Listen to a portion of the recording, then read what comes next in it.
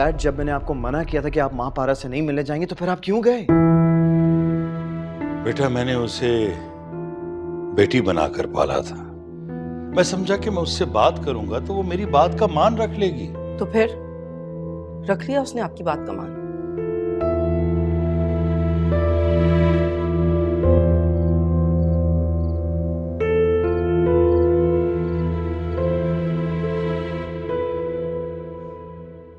सबको पता था इस घर में, हाजरा तक को इल्म था, बस एक मैं ही लाइल्म थी। भाभी को मालूम था?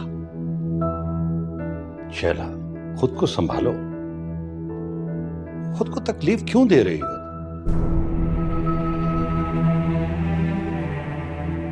मैंने बहुत बड़ी गलती की, तुम्हारी बात को झुठलाती रही। तुम बार बार कह रहे थे रायद, और मैं झुठलाती रही। कितना गलत किया मैंने। मुझे मान लेनी चाहिए थी तुम्हारी बात। शैला, तुम ठीक कह रही हो। हमने रायत की बात को कभी अहमियत ही नहीं दी। आपने तो फिर भी इसकी बात का यकीन कर लिया। आप तस्दीक करने गए तो सही, लेकिन मैं... देखो, रायत बचपन से ही चिढ़ता था उससे। हम इसे मना करते थे कि अच्छा सलूक करो, उसे बार बार नौकर मत कहो।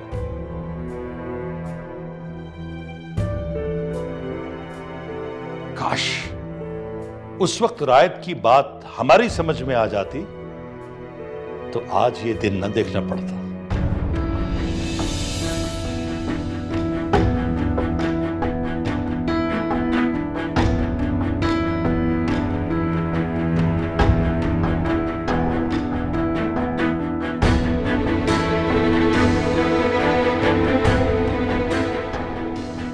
फजल साहब, कभी कभी मुझे बहुत दुख होता था। मुझे लगता था कि उसने जो कुछ किया वो हमारे ढील देने की वजह से किया। अगर हम शुरू से उसे लिमिट में रखते तो शायद वो ऐसा कभी ना करती और ना ही मरती। ये सच है शैला कि मावारा के मरने की खबर सुनकर मुझे कभी कभी मलाल होता था। काश उसकी लाश हमें मिल जाती तो मैं इज्जत से उसकी तदफीन तो कर सकता।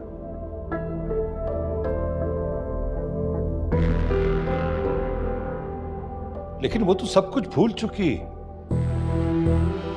वो प्यार, मोहब्बत, वो इज्जत,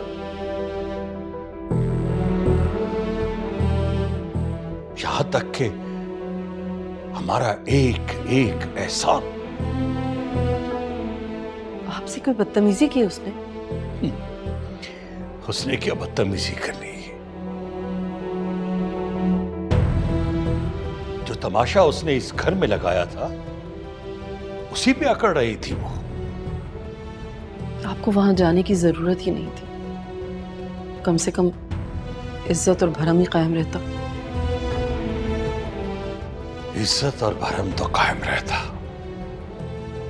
लेकिन मापारा का नाम सुनकर मुझसे रहा नहीं गया। क्या मतलब? आदमी जिस इमारत की बुनियाद खुद रखे उस इमारत को तामीर करे, फिर उसे मसमार करते हुए तकलीफ तो होती है। आप क्यों कह रहे हैं ऐसा? मैं इसलिए गया था उसके पास। मैंने सोचा कि मैं उससे बात करूंगा, वो मेरी बात सुनेगी, उसे कुछ लिहाज होगा। लेकिन उसने मेरी बात नहीं समझी, बल्कि मुझे समझा कर ही भेजती।